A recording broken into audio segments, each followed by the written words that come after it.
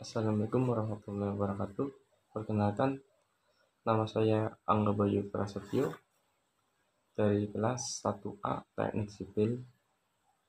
Saya akan mereview buku tentang Fakultas Teknik, jurusan Teknik Sipil. Buku ini diterbitkan pertama kali oleh penerbit PT Gramedia Pustaka Utama di Jakarta pada tahun 2015 dan ditulis oleh Utari Giri. Utari Giri adalah seseorang sarjana teknik sipil lulusan dari Institusi Teknologi 10 November atau bisa disebut Universitas ITS Surabaya. Pada kali ini saya akan menjelaskan beberapa isi buku ini. Buku ini terdiri dari 10 bab, yaitu saya akan membacakan bab 1 sampai bab 10 isi judul tersebut. Bab 1, mengenal jurusan teknik sipil. Bab 2, persiapan akademis. Bab 3, persiapan mental. Bab 4, prospek kerja. Bab 5, peluang karir di luar negeri. Bab 6, tips dan trik menebus jurusan teknik sipil. Bab 7, pertimbangan memilih perguruan tinggi. Bab 8, daftar jurusan teknik sipil di perguruan tinggi negeri. Bab 9, sukses menjadi mahasiswa teknik sipil. Bab 10, tokoh dunia dengan gelar insinyur teknik sipil. Berikut data bab dari buku ini. Oke, dilanjut dengan bab 1. Bab 1 tentang mengenal jurusan teknik sipil. Yang pertama, di bab 1 dijelaskan tentang pengertian teknik sipil, dan yang kedua membahas alat-alat dari zaman kuno sampai zaman sekarang yang alatnya modern dan juga alat zaman sekarang dalam dunia konstruksi atau bangunan bisa dikatakan sudah canggih. Dan yang ketiga, menjelaskan perbedaan teknik sipil dan arsitek, dan juga menjelaskan manajemen konstruksi, dan dilanjut menjelaskan geoteknik, transportasi penghubung, dan hidrologi pengairan.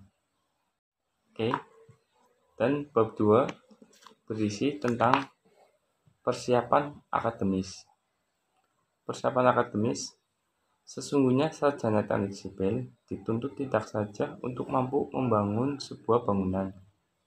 Lebih dari itu, sarjana teknik sipil juga harus sanggup merancang sebuah bangunan dengan baik.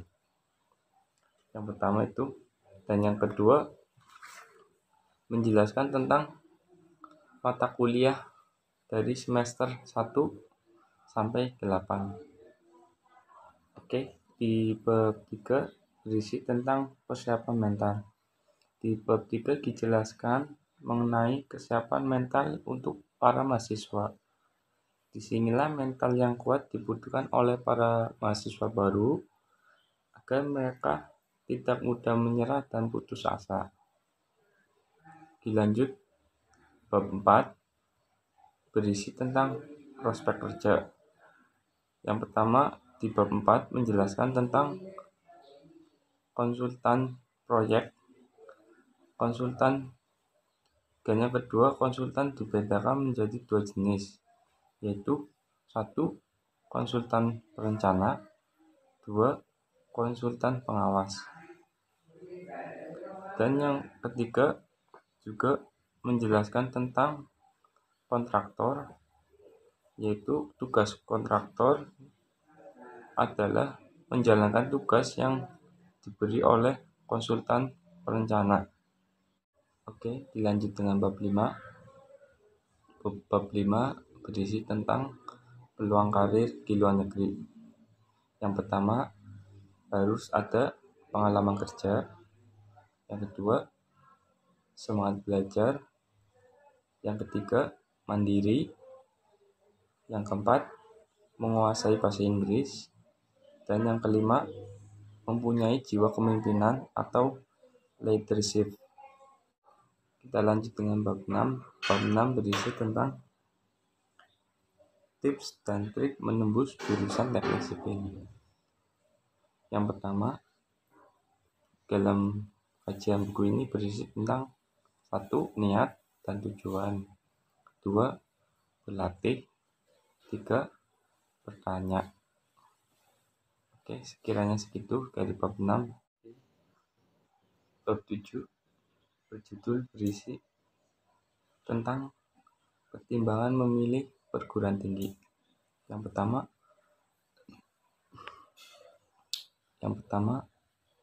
adalah lokasi, dan yang kedua biaya. Yang pertama, lokasi. Pilihan calon mahasiswa merupakan salah satu pertimbangan yang harus diutamakan. Dan yang kedua,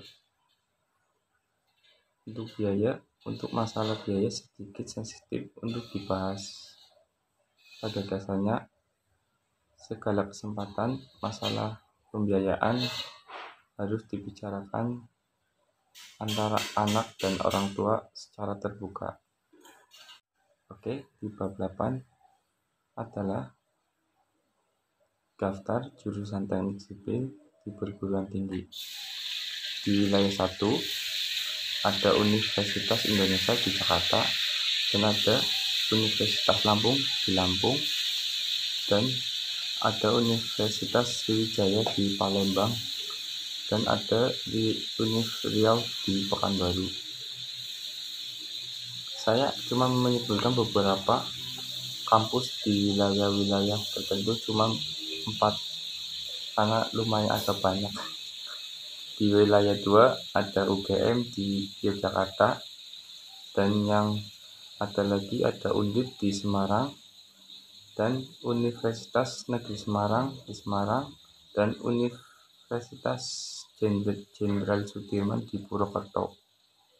Untuk di wilayah 3 ada Universitas Negeri Surabaya di Surabaya, dan ada Universitas Brawijaya di Malang, dan ada Universitas Jember di Jember, dan ada Universitas Negeri Malang di Malang.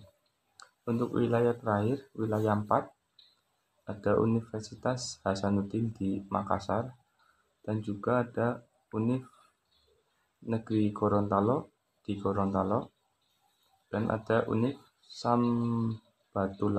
Samratulangi dari Manado, dan ada Univ Tadulako dari Palu. Oke, bab 9 yaitu berisi tentang sukses menjadi mahasiswa teknik sipil. Yaitu yang pertama, mental dan fisik yang baik. Setiap mahasiswa sudah patuhnya rajin belajar. Yang kedua, pintar mengatur waktu. Dalam mengatur waktu adalah kunci sukses dalam menjalani perkuliahan, dan juga sangat penting dalam mengatur waktu, yaitu apabila kita sudah bekerja, dan kita harus pandai-pandai bisa membagi waktu. Dan yang ketiga, banyak berlatih dan membaca. Kita harus senantiasa membaca buku tentang teknik sipilan dan mempelajari lebih dalam agar bisa menjawab pertanyaan dari dosen ataupun dari orang-orang yang sekitar. Dan yang berlatih itu sama saja dengan kita melakukan mata kuliah praktikum. Dalam arti kita bisa dikenakan dengan alat dan bahan, dan juga bisa menjalankan proses-proses praktikum penelitian yang kita akan teliti. Oke, yang terakhir, bab 10 berisi tentang tokoh dunia dengan gelar insinyur teknik sipil. Di buku ini dijelaskan beberapa orang yang mempunyai gelar insinyur teknik sipil. Yang pertama, Insinyur Soekarno adalah tokoh proklamator kemerdekaan Indonesia. Dan yang kedua, Boris Yeltsin adalah presiden pertama Federasi Rusia. Yang ketiga, Fidel V. Ramos adalah presiden Filipina. Dan yang keempat, Juan Carlos Wasmosy adalah mantan presiden Paraguay. Dan yang kelima, Yasser Arafat. Yasser Arafat adalah mantan presiden Palestina. Dan yang keenam, Deve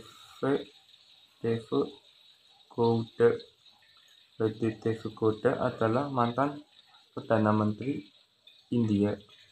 Pembahasan tentang review buku teknik sipil, atau bisa dilihat buku ini. Apabila ada tutur kata yang salah, mohon dimaafkan. Assalamualaikum warahmatullahi wabarakatuh.